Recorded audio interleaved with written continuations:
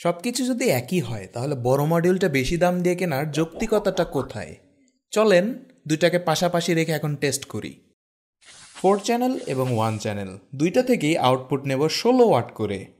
অনেকক্ষণ ধরে continuously 16 watt output নিলে তখন আমাদের চোখে পার্থক্যটা ধরা পড়ে। এখন লোডটা যদি বাড়িয়ে 18 ওয়াট পর্যন্ত করি, সেক্ষেত্রে সিঙ্গেল মডিউলটা দেখতে পাচ্ছেন 87 বা 88 ডিগ্রি সেলসিয়াস পর্যন্তও চলে যাচ্ছে। 80 ডিগ্রি সেলসিয়াস প্লাস টেম্পারেচার কিন্তু ওভারহিটিং টেম্পারেচার সার্কিটের ক্ষেত্রে, যেখানে বড় মডিউলটা 55 ডিগ্রি সেলসিয়াসে আছে, যা সার্কিটের জন্য মিডিয়াম রেঞ্জ টেম্পারেচার। তিনটা ডিভাইস একসাথে চার্জ করার ক্ষেত্রেও দেখতে পাচ্ছি সর্বোচ্চ টেম্পারেচার 55 ডিগ্রি সেলসিয়াসই আছে। আপনার বাজেট যদি খুবই শর্ট না হয়ে থাকে তাহলে একটু টাকা বাড়িয়ে 4 চ্যানেলেরটা নেওয়া বেটার। প্রথমত তো এটা হিট কম হয়, মানে বেশি দিন টিকবে।